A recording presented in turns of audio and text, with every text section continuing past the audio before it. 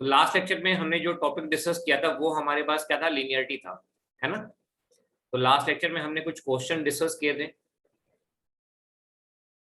आज हम अपना नेक्स्ट टॉपिक लेने जा रहे हैं। Let us continue with the new topic.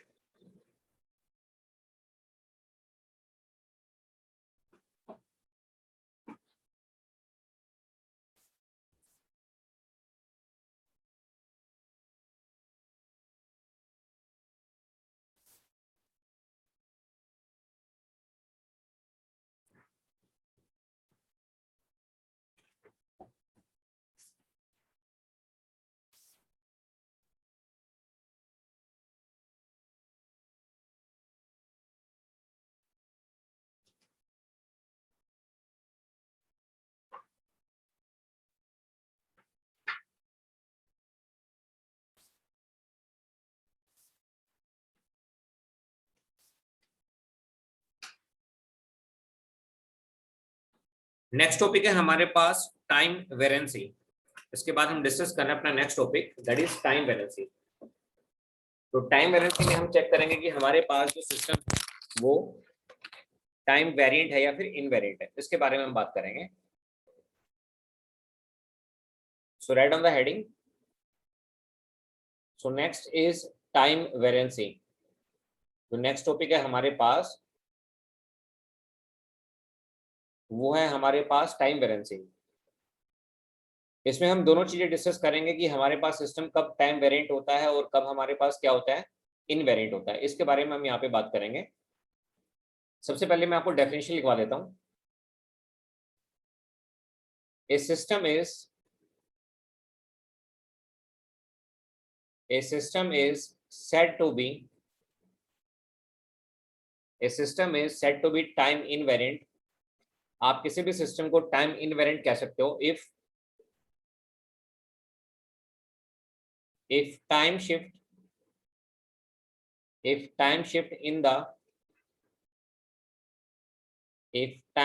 in the input signal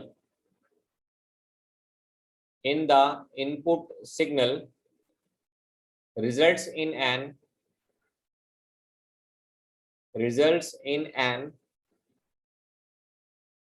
identical time shift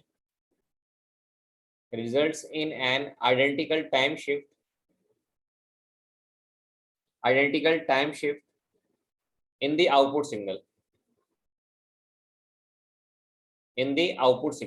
ठीक है, तो बताओ इसका मतलब क्या है। इसका मतलब ये है कि हमारे पास अगर हम यहाँ पर इनपुट में कोई भी टाइम शिफ्ट करते हैं तो वो हमारे पास सेम टाइम शिफ्ट कहाँ पे होना चाहिए, आउटपुट में होना चाहिए। कहने का मतलब ये है, देखिए ध्यान से देखिएगा। मान लीजिए हमारे पास कोई सिग्नल है एक्स ऑफ टी और इसको हमने क्या किया, इसको हमने सिस्टम पे अप्लाई किया। कहाँ पे अप्लाई किया, सिस्टम पे। तो हमें आउटपुट क्या मिलेगी, हमें आउटपुट मिलेगी वाई ऑफ टी। अगर मान लीजिए मैं अपने सिग्नल को डिले कराता हूँ x of T minus T note और इसको मैं क्या करता हूँ, इसको मैं सिस्टम पे अप्लाई करता हूँ, तो मुझे क्या मिलता है, मुझे मिलता है Y of T minus T naught. तो कहने का मतलब ये है कि जितना डिले, अब मैंने जितना डिले कहाँ कराया है, इनपुट में, अगर सेम डिले मुझे कहाँ पे मिल जाता है, आउटपुट में मिल जाता है, तो वो हमारे पास सिस्टम क्या कहलाएगा, वो सिस्टम हमारे पास कहलाएगा टाइम इनवेरिएंट। वो सिस्टम हमारे पास क्या कहलाएगा, टाइम इनवेरिएंट कहलाएगा। अब आपके माइंड में डाउट होगा कि सर हमेशा हम डिले क्यों करते हैं, एडवांस क्यों नहीं करते। क्योंकि कोई भी रियल फिजिकल फिनोमिना ऐसा हो नहीं सकता है कि हम सिग्नल को एडवांस में प्रिडिक्ट करें। जैसे कल आपको मैंने एक सिस्टम पढ़ाया था और वो सिस्टम हमारे पास क्या था, वो सिस्टम था हमारे पास कोजल और नॉन कोजल सिस्टम। ये सिस्टम हमारे पास था, ठीक है। तो आपको मैंने बताया था कि कोई भी कोजल सिस्टम कब होता है, जब वो किस पे डिपेंड करेगा, आपका जो इंस्टेंट है वो पास्ट पे या प्रेजेंट पे डिपेंड करेगा, है ना। और अगर उसमें कोई भी फ्यूचर वैल्यू आ गई तो वो क्या कहलाता है, नॉन कोजल कहलाता है। और मैंने आपको पहले ही बताया था कि जितने भी नॉन कोजल सिस्टम्स होते हैं वो फिजिकली रिलायबल नहीं होते हैं। They are not physically reliable, physical reliable नहीं होते हैं। जैसे अभी मैं आपको एक एप्लीकेशन के थ्रू पढ़ा रहा हूँ, ठीक है। अब आप सब लोग अपने अपने घर में बैठे हैं, है ना, और डिस्टेंस भी काफ़ी ज़्यादा है। जैसे मैं दिल्ली में बैठा हूँ, कोई मान लीजिए सपोज करो देहरादून में है, कोई मान लीजिए उससे आगे पौड़ी में है, गढ़वाल में है, कहीं पे है। तो कहने का मतलब ये है कि ऐसा नहीं कि जिस इंस्टेंट पे मैं बात कर रहा हूँ तो सेम इंस्टेंट पे आपको सिग्नल मिल रहा है, नहीं, हमेशा आपको जो सिग्नल मिलेगा वो डिले होके मिलता है। लेकिन वो डिले इतना कम होता है कि आप लोगों को वो महसूस नहीं होता है। समझ पा रहे हैं? तो कोई भी जो रियल फिजिकल फिनोमेना होता है ना, तो रियल फिजिकल फिनोमेना में क्या होता है, in case of real physical phenomena, तो रियल फिजिकल फिनोमेना में कभी भी सिग्नल एडवांस में नहीं जा सकता है। ठीक है, और हम यहाँ पे किसकी बात कर रहे हैं, हम यहाँ पे पूरी पूरी प्रैक्टिकल चीजों की बात कर रहे हैं। तो याद रखिएगा, कोई भी सिस्टम आपके पास टाइम इनवेरिएंट कब कहलाएगा, जितना टाइम शिफ्ट हम क्या करेंगे, इनपुट में करेंगे, अगर सेम हमारे पास कहाँ पे हो जाता है, आउटपुट में हो जाता है, तो उसको हम क्या कहते हैं, उसको हम कहते हैं टाइम इनवेरिएंट। अदरवाइज सिस्टम क्या कहलाएगा, वेरिएंट। तो पहले मैं आपको कन्वेंशनल मेथड बता देता हूँ, और उसके बाद हम आपको क्या करेंगे, शॉर्ट ट्रिक बताएंगे। ठीक है, शॉर्ट ट्रिक बाद में बताऊंगा, पहले मैं आपको कन्वेंशनल मेथड बता देता हूँ।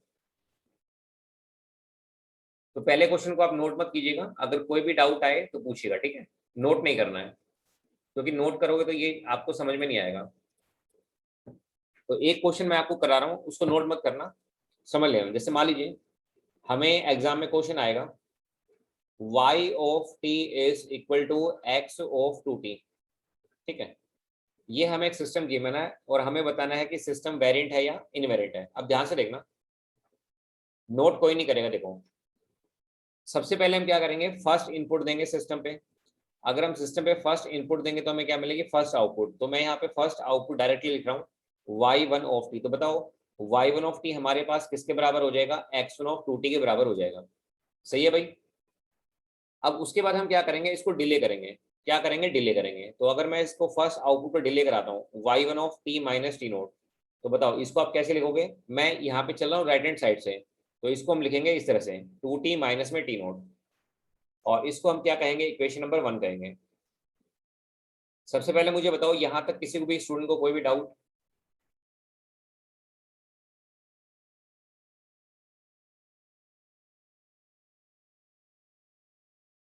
किसी भी स्टूडेंट को कोई भी डाउट? देखो, यहाँ पे डाउट नहीं आना चाहिए। क्यों नहीं आना चाहिए, क्योंकि आपको मैंने जब सिग्नल सिस्टम पढ़ाना स्टार्ट किया था, तो आपको हमने टाइम शिफ्टिंग के बारे में बताया था। किसके बारे में बताया था, टाइम शिफ्टिंग के बारे में। और आपको हमने कहा था कि y of t is equal to में x of t plus alpha. तो मुझे बताओ, अगर हमें टाइम डिले करना है, क्या करना है, टाइम डिले करना है, तो उसके लिए क्या होता है, when alpha is less than zero. Alpha की वैल्यू क्या होती है, लेस देन जीरो होती है। तो मुझे बताइए, क्या मैं कह सकता हूँ, मान लीजिए मुझे एक क्वेश्चन गिवन है, y of t is equal to में x of t minus two. तो ये डिले कर रहा है इनपुट को। अगर मान लो मेरे पास ये क्वेश्चन आ गया, y of t is equal to में x of 2t minus three, तो यहाँ पर ये जो 2 है और यहाँ पर ये जो 3 है, ये किसको रिप्रेजेंट करेगा, ये यहाँ पे डिले को रिप्रेजेंट करेगा। किसको रिप्रेजेंट करेगा, डिले को। और ये दूसरा ऑपरेशन है। तो आगे जब मैं आपको क्वेश्चन कराऊंगा तो वहां पे आप मुझसे डाउट मत पूछना। क्यों मत पूछना, क्योंकि ये सब चीजें मैं आपको डे 1 में करा रहा हूँ। अगर आज आपको डाउट आता है तो उसका सीधा सीधा मतलब ये है कि आप लोग घर पे जाके रिवीजन नहीं कर रहे हैं। क्योंकि मैंने आपको डे 1 में साफ साफ बताया था कि आपके पास टाइम शिफ्टिंग की स्टैंडर्ड इक्वेशन होती है ये, और टाइम डिले की कंडीशन क्या होती है, वो होती है अल्फा के लिए। किसके लिए होती है, अल्फा के लिए। तो जो भी मैं पढ़ा रहा हूँ उसको आप ध्यान से समझा करो। तो यहाँ पे जो कंडीशन होगी भाई, वो किसके लिए होगी, अल्फा के लिए। अगर मान लो मेरे पास क्वेश्चन है इस तरह से, y of t is equal to में x of minus 5t minus में 7। तो बताओ ये जो माइनस 7 है, ये किसको रिप्रेजेंट करेगा, ये डिले को रिप्रेजेंट करेगा। समझ पा रहे मेरी बात? अगर मान लो मेरे पास सिग्नल है x ऑफ माइनस 5t और इसको डिले करना है, तो कैसे डिले करोगे, -7। मैं कहाँ से स्टार्ट कर रहा हूँ, राइट हैंड साइड से। समझ पा रहे मेरी बात? तो इन क्वेश्चंस में हम लेफ्ट हैंड साइड से स्टार्ट नहीं करेंगे। ये जो मैं आपको टॉपिक पढ़ा रहा हूँ, इसमें हम कहाँ स्टार्ट करेंगे, राइट हैंड साइड से। ऐसा क्यों करेंगे, क्योंकि जब मैंने आपको टाइम शिफ्टिंग पढ़ाया था तो मैंने आपको कंडीशन कहाँ से बताई थी, राइट से बताई थी। मतलब टी पहले रहेगा और अल्फा बाद में रहेगा, और कंडीशन हमारे पास क्या थी, अल्फा लेस देन जीरो थी। ठीक है, तो यहाँ पे किसी भी स्टूडेंट को कोई भी डाउट नहीं आना चाहिए कि आपने सर इसको कैसे लिख दिया। तो ये जो चीजें हैं, तो ऐसा फ्यूचर लेक्चर में कुछ भी नहीं होगा कि जो मैं आपको पहले एक्सप्लेन ना किया हो या ना बताया हो। तो यहाँ पर किसी भी स्टूडेंट को डाउट नहीं होना चाहिए कि सर आपने जब इसको डिले किया तो ये आपने माइनस टी नोट क्यों कर दिया। क्योंकि हम यहाँ पे जब डिले करेंगे तो डिले की जो स्टैंडर्ड इक्वेशन होती है उसमें अल्फा क्या होता है, लेस देन जीरो होता है। कंडीशन अल्फा के लिए होती है, टी के लिए नहीं होती है।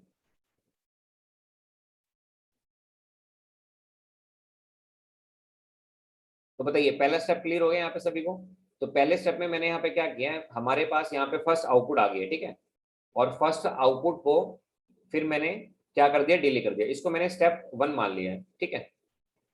अब देखो आपको मैंने क्या बताया था, भाई ये दोनों बराबर होने चाहिए, तो पहले मैंने क्या किया, पहले मैंने यहाँ पे फर्स्ट आउटपुट ले ली, पहले मैंने यहाँ पे क्या किया, पहले मैंने यहाँ पे फर्स्ट आउटपुट ले ली, और फिर मैंने उसको क्या कर दिया, फिर मैंने उसको डिले करा दिया, सही है।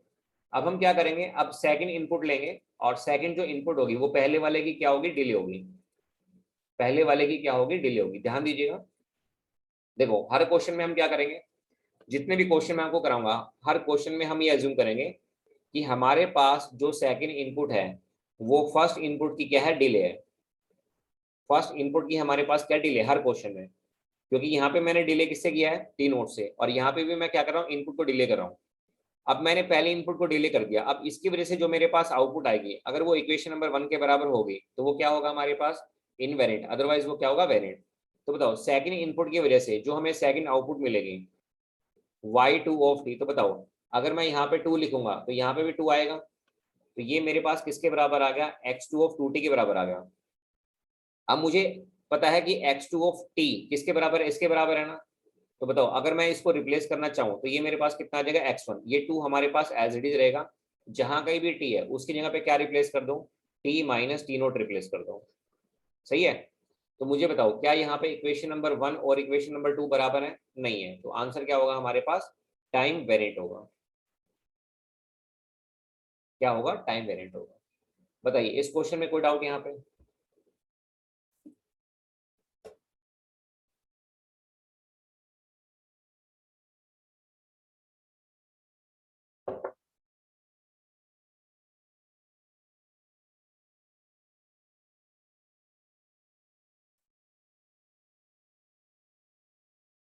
नोट कर लीजिए, शॉर्ट ट्रिक भी बताएंगे आपको, ये कन्वेंशनल मेथड, क्योंकि क्या होता है कई बार जब पेपर लिखने के लिए आता है ना, जैसे कन्वेंशनल पेपर होते हैं, यूपीएससी में पेपर होते हैं, तो वहां पे ये आपको लिखने के लिए आएगा, सिविल सर्विस में भी आपके पास लिखने के लिए आएगा, इंजीनियरिंग सर्विसेज में भी लिखने के लिए आएगा, या फिर स्टेट पीसीएस में भी अगर आप इलेक्ट्रिकल ऑप्शनल पेपर लेते हैं, तो इलेक्ट्रिकल ऑप्शनल तो हर जगह रहता है, स्टेट पीसीएस हो चाहे सिविल सर्विस हो, तो वहां पे शॉर्ट ट्रिक काम नहीं आती, वहां पे आपको कन्वेंशनल मेथड से बताना पड़ेगा, ठीक है।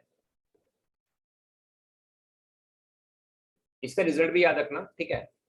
अब ये जो मैंने आपको क्वेश्चन कराया, हर क्वेश्चन से अब कल अगर आप देखोगे लिनियरिटी में मैंने आपको 50 से ऊपर क्वेश्चन करा दिए होंगे, ठीक है।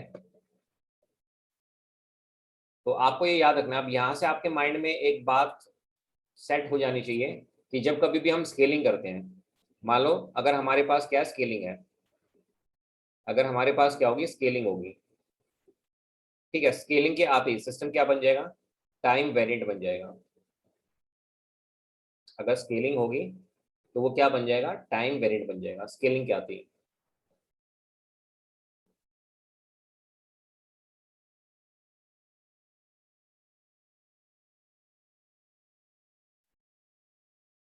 देखो अगर इस क्वेश्चन में अगर दोबारा से कोई डाउट है ना, मतलब बहुत सारे मेथड है इस क्वेश्चन को करने के, आप इसको ऐसे भी कर सकते हैं, अगर आप इसको करना चाहें, अगर मैं आपको बताना चाहूँ तो आप इसको ऐसे भी कर सकते हैं, कैसे भी कर लो, मतलब जैसे आप कंफर्टेबल फील करें, जैसे आप कंफर्टेबल फील करें। देखो आपको मैंने पहला क्वेश्चन कराया क्या, y of t is equal to में x ऑफ 2t, तो इस टाइप के क्वेश्चन को हम करते हैं दो स्टेप में, जैसे ये मान लीजिए मेरे पास स्टेप 1 है, ये मेरे पास स्टेप 2 है। अब दोनों ही स्टेप में क्या होगा, मेरे पास जो इनपुट होगी वो x ऑफ t होगी, ठीक है, यहाँ पे भी इनपुट x ऑफ t होगी और यहाँ पे भी इनपुट x ऑफ t होगी। अब पहले स्टेप में हम क्या करते हैं, पहले स्टेप में हम सिस्टम पे अप्लाई करते हैं, क्या करते हैं, सिस्टम पे अप्लाई करते हैं। तो सिस्टम पे अप्लाई करोगे तो मुझे क्या मिलेगी, आउटपुट y ऑफ t, और फिर इसको मैं क्या करूंगा, डिले कर दूंगा, कितने से, टी नोट से। आप किसी से भी कर सकते हैं, आप 2 से कर लो, 1 से कर लो, 5 से कर लो, ये आपके ऊपर डिपेंड करता है, because I am comfortable with T naught, तो मैंने यहाँ पे टी नोट लिया। तो बताओ यहाँ पे आपके पास क्या आ जाएगा, y of t minus T note, सही है। ये पहला स्टेप है। अब दूसरे में उल्टा करना होता है, पहले हम क्या करेंगे, पहले हम इनपुट को डिले करेंगे, क्या करेंगे, डिले बाय टी नोट। तो बताओ जब आप इसको डिले करोगे, अभी जैसे रिसेंटली मैंने एक्सप्लेन किया था, तो आप इसको कैसे लिखोगे, x of T minus T note, और फिर क्या करो, फिर इसको सिस्टम पे अप्लाई कर दो। तो जब आप इसको सिस्टम पे अप्लाई करोगे, अगर ये इनपुट है तो आपके पास आउटपुट क्या आएगी, Y of T minus T naught आएगी। अगर ये दोनों आपके पास बराबर हैं तो वो क्या होगा, इनवेरिएंट, अदरवाइज क्या होगा, वो टाइम वेरिएंट होगा। अब देखो ये जो पहला एग्जांपल मैंने आपको कराया है, मैं इसी से आपको प्रूफ करके दिखाता हूँ। देखो अब मेरे पास जो सिस्टम गिवन है वो ये गिवन है, y of t is equal to में x ऑफ 2t। ठीक है, अब ध्यान से देखना भाई, मैंने पहली इनपुट अप्लाई की तो मुझे क्या मिलेगी, पहली आउटपुट मिलेगी। तो क्या कोई मुझे बताएगा पहली आउटपुट मेरे पास क्या आएगी, पहली आउटपुट मेरे पास आ जाएगी x ऑफ 2t। क्या आ जाएगी, x ऑफ 2t। सही है, क्योंकि जब आप यहाँ पे 1 लिखोगे तो यहाँ पे भी क्या आएगा आपके पास, 1 आ जाएगा। आ गया। अब इसको डिले करना है, तो जब आप इसको डिले करोगे, ये आपके पास आउटपुट है ना, ये आपके पास क्या है, y1 ऑफ t है। तो क्या कोई मुझे बताएगा अगर मैं इसको डिले करूं, तो डिले करने के बाद ये मेरे पास किस तरह से लिखा जाएगा, x1 ऑफ, ये मेरे पास हो जाएगा कितना, 2t माइनस में t नोट। कितना हो जाएगा, 2t माइनस में t नोट। इसको हम कहेंगे इक्वेशन नंबर 1। क्या कहेंगे इसको, इक्वेशन नंबर 1। बताओ ये पहला स्टेप क्लियर है। अब दूसरे वाले में हम क्या करेंगे, हमारे पास इनपुट तो सेम है x1 ऑफ t, इसको मैंने क्या किया, डिले किया। तो देखो इसको मैंने अब डिले कर दिया। अब ये जो मैंने डिले किया, इसको मैंने क्या माना है, इसको मैंने दूसरी इनपुट मान लिया ताकि मेरे को सोल्व करने में आसानी रहे। जैसे आपने इसको सिस्टम पे अप्लाई किया था तो आपको आउटपुट मिल गई थी।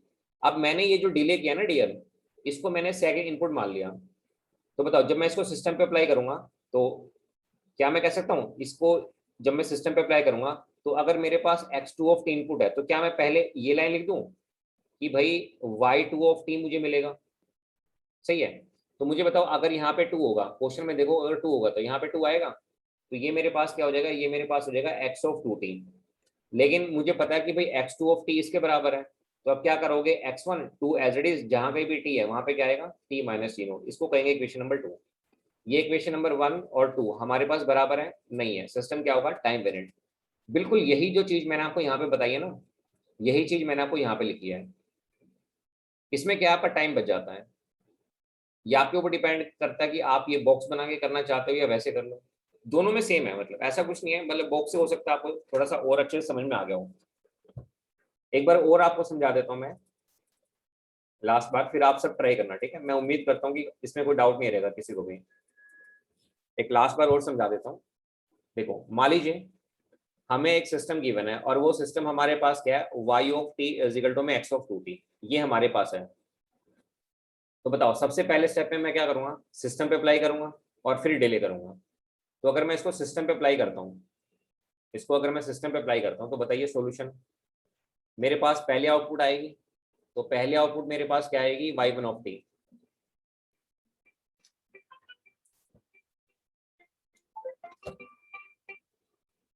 तो मेरे पास जो पहली आउटपुट आएगी वो मेरे पास क्या आएगी, y1 ऑफ t। तो y1 ऑफ t किसके बराबर होगा, ये मेरे पास बराबर होगा x1 ऑफ 2t के। सही है भाई, यहाँ पे 1 आ जाएगा। अब मुझे इसको डिले करना है, पहली आउटपुट को मुझे डिले करना है, तो कर दो t माइनस टी नोट। इसको मैं कैसे लिखूंगा, x1 ऑफ 2t माइनस में टी नोट। इसको हम कहेंगे इक्वेशन नंबर 1। सही है। उसके बाद मैं क्या मानूंगा कि मेरे पास जो सेकंड इनपुट है वो पहले वाले की क्या है, डिले है। पहले वाले की क्या है, डिले है। ठीक है, इसको मैंने सेकंड इनपुट मान लिया, इससे थोड़ा सा इजी हो जाएगा। तो सेकंड इनपुट की वजह से क्या मिलेगी, सेकंड आउटपुट। तो बताओ y2 ऑफ t की वैल्यू कितनी हो जाएगी, x2 ऑफ 2t। अब मुझे पता है कि भाई x2 ऑफ t इसके बराबर है, तो आप क्या करोगे, जहां कहीं भी t है, जहां कहीं भी t है, जहां कहीं भी t है, उसकी जगह पे क्या पुट कर दो, t माइनस टी नोट। अब ये 2 है ना, तो 2 तो भाई बाहर रहेगा अपने पास। तो ये मेरे पास कितना आ जाएगा, t माइनस टी नोट आ जाएगा। इसको कहेंगे इक्वेशन नंबर 2। तो बताओ इक्वेशन नंबर 1 और 2 बराबर है नहीं है, तो आंसर क्या आएगा, टाइम वेरिएंट आएगा। बताइए कोई डाउट, यहाँ पे मैंने आपको 3 बार ये क्वेश्चन करा दिया है। उम्मीद करता हूँ कि आपको ये समझ में आया होगा जो है। कोई डाउट हो तो बताइए इसमें।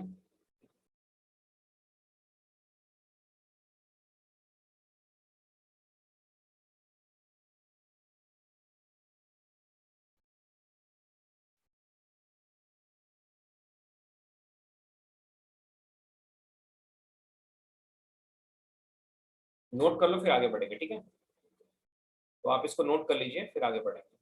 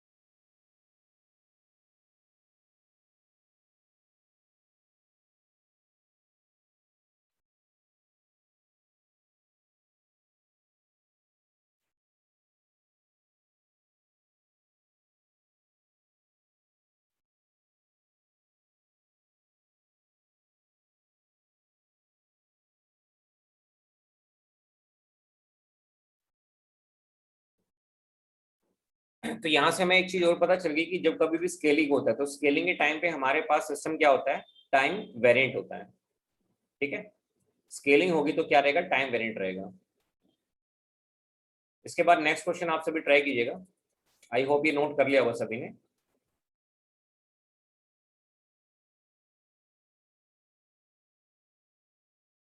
देखो एक क्वेश्चन लेते हैं यहाँ पे, मान लीजिए हमें एक ये सिग्नल गिवन है, सपोज करो हमें ये सिग्नल गिवन है, ये है हमारे पास 0 और ये हमारे पास 2 है, ये स्मॉल टी है, और मैं मान लेता हूं कि इसकी हाइट 1 है, ये एक्स ऑफ टी है।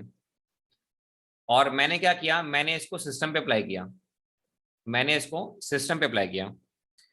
सिस्टम पे अप्लाई करने के बाद आप मुझे बताओ, अगर मैं इसको इंटीग्रेट करूं तो रैंप का इंटीग्रेशन क्या होता है, सॉरी स्टेप का इंटीग्रेशन क्या होता है, रैंप।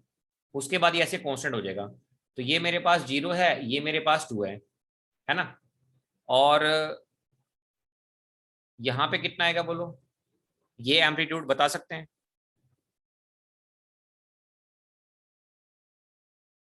ये 2 आएगा है ना, क्योंकि रैंप का स्लोप इसका एम्पलीट्यूड बन जाता है। तो ये मान लो ये है, ये क्वेश्चन है, मतलब ये मेरे पास क्या है, इनपुट है, ये मेरे पास क्या है, इनपुट है। तो ये क्वेश्चन ये है कि अगर मैं इस इनपुट को सिस्टम पे अप्लाई करूं तो मुझे ये आउटपुट मिल रही है। तो आपको कमेंट करना है कि सबसे पहले आपको ये बताना है लीनियरिटी और टाइम वेरिएंसी क्या बतानी है, दो चीजें आपको बतानी है, लीनियरिटी बतानी है और दूसरा आपको क्या बताना है, टाइम वेरिएंसी आपको बतानी है। ये दो चीजें आपको बतानी है, क्या बताना है, लीनियरिटी और टाइम वेरिएंसी। कमेंट करो, बताओ क्या आंसर है।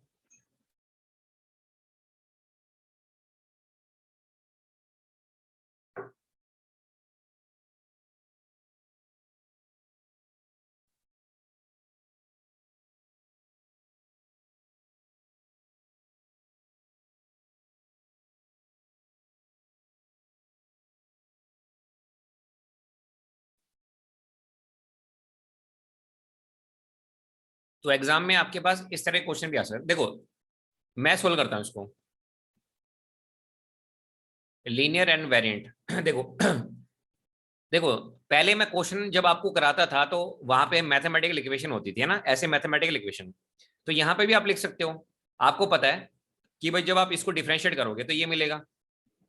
तो क्या मैं कह सकता हूँ कि जो हमारे पास वाई ऑफ टी है, क्या मैं इसको ऐसे लिख सकता हूँ कि भाई माइनस इनफिनिटी से लेकर T x of tau d tau, ये यही तो बन गया। मतलब अगर मैं ऊपर जो एक सिस्टम हमें गिवन है, अगर मैं इसको मैथमेटिकल फॉर्म में लिखना चाहूँ, यही है। अगर मैं इसको इंटीग्रेटर से पास कर दूं तो हमें क्या मिल जाएगा, ये सिग्नल मिल जाएगा। एग्री है।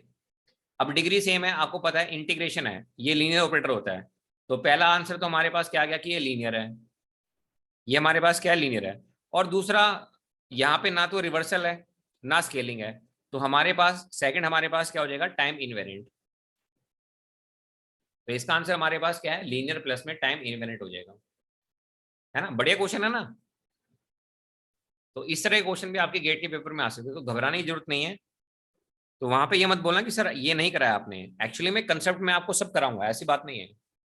समटाइम इट हैपन स्टूडेंट से सर क्वेश्चन नहीं बना, वो नहीं बनेगा तो फिर वो उसकी जो कमी है वो ये है कि आपने प्रैक्टिस नहीं किया कंसेप्ट को। तो एज ए बिग ब्रदर बस मैं यही कहना चाहूंगा कि जितने कंसेप्ट आप प्रैक्टिस कर सकते हैं आप सभी प्रैक्टिस कीजिए। आपको सब क्या करने हैं, प्रैक्टिस करने हैं। ठीक है।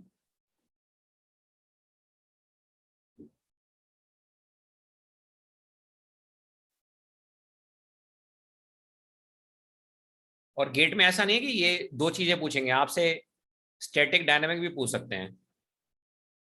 जैसे मान लो आपके गेट के पेपर में एक क्वेश्चन आ गया, y of t is equal to में x of signum of t, ये क्वेश्चन आ गया। अब आपको यहाँ पे दो चीजें बतानी है, क्या बताना है, एक तो लीनियरिटी बतानी है और दूसरा स्टैटिक है या डायनेमिक ये बताना है। तो सबसे पहले मुझे बताओ ये लीनियर है या नॉन लीनियर है। दिस इज लीनियर और नॉन लीनियर। तो आपको पता है, अब तो आपकी प्रैक्टिस होगी होगी, ये लीनियर है। स्टैटिक है या डायनेमिक है, ऑब्वियसली बात है। ये आपके पास क्या होगा, डायनेमिक होगा, क्योंकि इसके पास मेमोरी है। ठीक है, तो इसका आंसर क्या आएगा, लीनियर प्लस में डायनेमिक।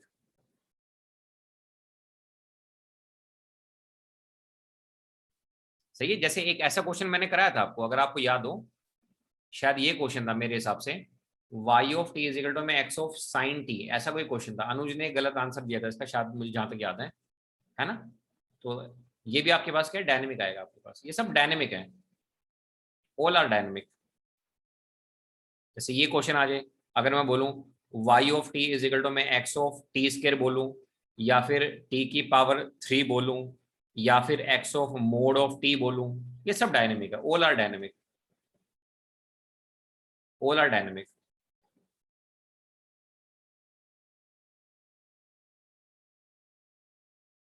चलिए एक गेट का क्वेश्चन लेते हैं। Let me take one GATE problem. अब जैसे मान लीजिए आपकी गेट, ये क्वेश्चन आपका पूछा गया है इलेक्ट्रिकल के पेपर में भी और आईएन के पेपर में भी। 2010 में ये क्वेश्चन आया था। क्वेश्चन क्या था ये, y of t is equal to में इंटीग्रेशन माइनस इन्फिनिटी से लेके 5t x of tau d tau. Time variance क्या पूछ रहा है वो आपसे, वो आपसे पूछ रहा है टाइम वेरेंसी एंड कॉजलिटी बता दो, कॉजलिटी बता दो। फटाफट आंसर कमेंट करो, इसका क्या आंसर है, फटाफट फटाफट।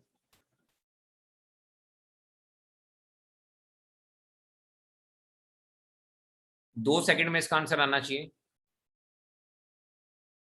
2 सेकंड में, 2 सेकंड में।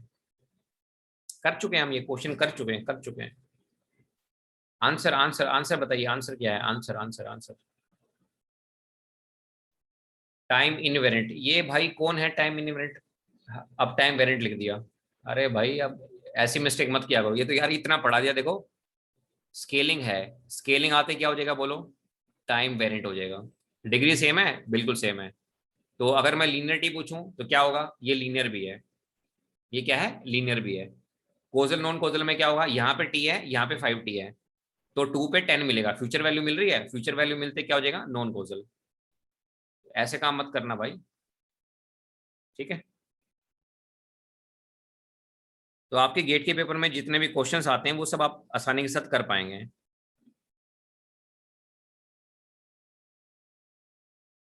बताओ आज के लेक्चर में कोई भी डाउट किसी को भी। आज मैं यहीं पे लेक्चर स्टॉप कर रहा हूँ, ठीक है, क्योंकि जो दूसरा टॉपिक है स्टेबिलिटी जो है, मैं चाह रहा हूँ इसमें 2 चीजें रह गई, एक स्टेबिलिटी रह गया, एक इन्वर्टिबिलिटी रह गया। तो अभी क्या है ना, थोड़ी सी लाइट की प्रॉब्लम चल रही है, तो इसलिए लेक्चर्स अपलोड नहीं हो पा रहे हैं। तो जो भी डाटा मिलता है बड़ी मुश्किल से क्लास हो पा रही है, क्योंकि सुबह मॉर्निंग में क्लास स्टार्ट हो जाती है, आपका बैच भी है, बाकी बैचेस भी हैं। तो होपफुली आपका बैच मॉर्निंग में होता है तो मैनेज हो जाता है। तो ऐसा कुछ नहीं, सब मिलेगा आपको, do not worry about lectures, वो लेक्चर्स जितना भी जो भी पॉसिबल होगा सब आपको मिलेगा, ठीक है। तो सबसे पहले एक बार आप मुझे ये बताओ कि आपको जो मैंने सिस्टम पढ़ाया, ठीक है, सिग्नल में भी आप अगर देखेंगे तो मैंने आपको हर तरह के सिग्नल कराए हैं, है ना। इवन सैम्पलिंग भी कराया है, सिंक भी मैंने आपको पढ़ाया है, ट्रेंगुलर भी पढ़ाया है, रेक्ट भी पढ़ाया है। ऑपरेशन फिर वो आपको आपको खुद प्रैक्टिस करनी है, ऑपरेशंस खुद आप एक बार करो उसको जो है, ठीक है। तो आज क्लास में यहीं पे छोड़ रहा हूँ, तो कोई डाउट हो तो बताइए।